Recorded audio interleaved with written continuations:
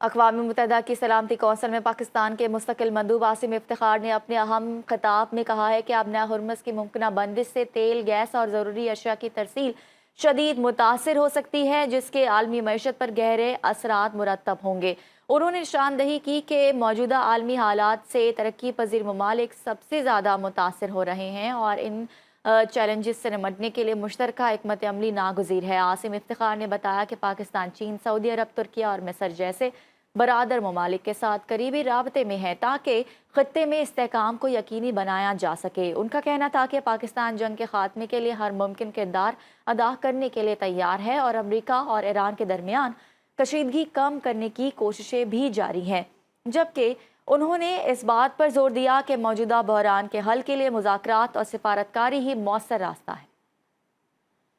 اقوام متحدہ کے سیکریٹری جنرل انتونیو گوتریس نے آبنۂ ہرمز کو فوری طور پر کھولنے کا مطالبہ کرتے ہوئے فریقین پر زور دیا ہے کہ اس اہم عالمی گزرگاہ کو بلا تاخیر بحال کیا جائے۔ ایکس پر اپنے پیغام میں انہوں نے کہا کہ آبنۂ ہرمز سے گزرنے والی جہاز رانی کے حقوق اور آزادیوں کے مکمل احترام کیا جانا چاہیے اور جہازوں کو بغیر کسی رکاوٹ کے گزرنے دیا جانا چاہیے۔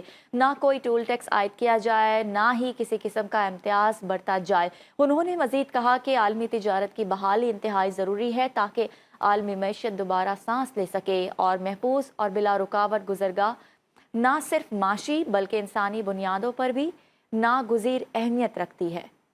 ترجمان ایرانی وزارت خارجہ کی سمندر میں ایرانی آئل ٹینکروں پر امریکی قبضے کی مذمت۔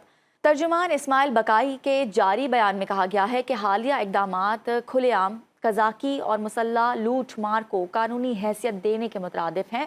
بیان میں کہا گیا ہے کہ دنیا ایک بار پھر قزاقوں کی واپسی دیکھ رہی ہے۔ ایرانی ترجمان نے امریکہ کو اس مبینہ غیر قانونی طرز عمل پر مکمل طور پر جواب دہ ٹھہرانے کا مطالبہ کیا ہے اور کہا ہے کہ یہ اقدامات بین الاقوامی قانون اور عالمی آزاد تجارت کے اصولوں کے خلاف ہے۔ بیان میں مزید خبردار کیا گیا کہ اس طرح کے اقدامات نہ صرف عالمی تجارتی نظام کو متاثر کر سکتے ہیں بلکہ سمندری سلامتی کے بنیادی اصولوں کے لیے بھی خطرہ بن سکتے ہیں۔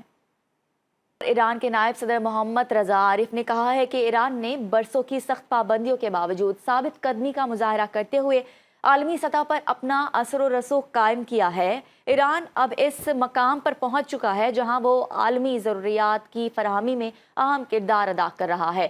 مغربی ممالک ایران پر توانائی کی ترسیل خصوصاً آبنۂ ہرمز کے ذریعے پابندیاں نرم کرنے کے لیے دباؤ ڈال رہی ہیں اور اقتصادی پابندیوں کے ذریعے اپنی پالیسیاں مسلط کرنے کی کوشش کر رہی ہیں۔ نائب صدر نے مزید یہ کہا کہ ایک وقت تھا جب ایرانی طیاروں کو ایندھن کی فراہمی سے انکار کیا جاتا تھا، مگر آج وہی ممالک اپنی توانائی کی ضروریات کو برقرار رکھنے کے لیے ایران کے ساتھ مذاکرات پر مجبور ہیں۔ تمام پیش رفت ایران کی ثابت قدمی کا نتیجہ ہے جس کے باعث وہ پابندیوں کے باوجود دباؤ سے نکل کر عالمی سطح پر ایک بااثر مقام حاصل کرنے میں کامیاب ہوا ہے۔ جرمن چانسلر فریڈرک مرز کا یہ کہنا ہے کہ ایرانی مذاکرات کا نہایت مہارت کے ساتھ بات چیت کر رہے ہیں، وہ ہماری سوچ سے بھی زیادہ مضبوط ہیں۔ امریکیوں کے پاس مذاکرات میں قائل کرنے والی کوئی حکمت عملی نہیں ہے۔ انہوں نے کہا کہ معلوم نہیں امریکہ اس صورتحال سے نکلنے کے لیے کیا حکمت عملی مرتب کر رہا ہے۔ امریکہ کو ایران کے اندر جانے کی ضرورت نہیں، پھر وہاں سے نکلنا ہی ہوگا۔ ایران کے خلاف جنگ کا اثر جرمنی کی اقتصادی پیداوار پر ہو رہا ہے۔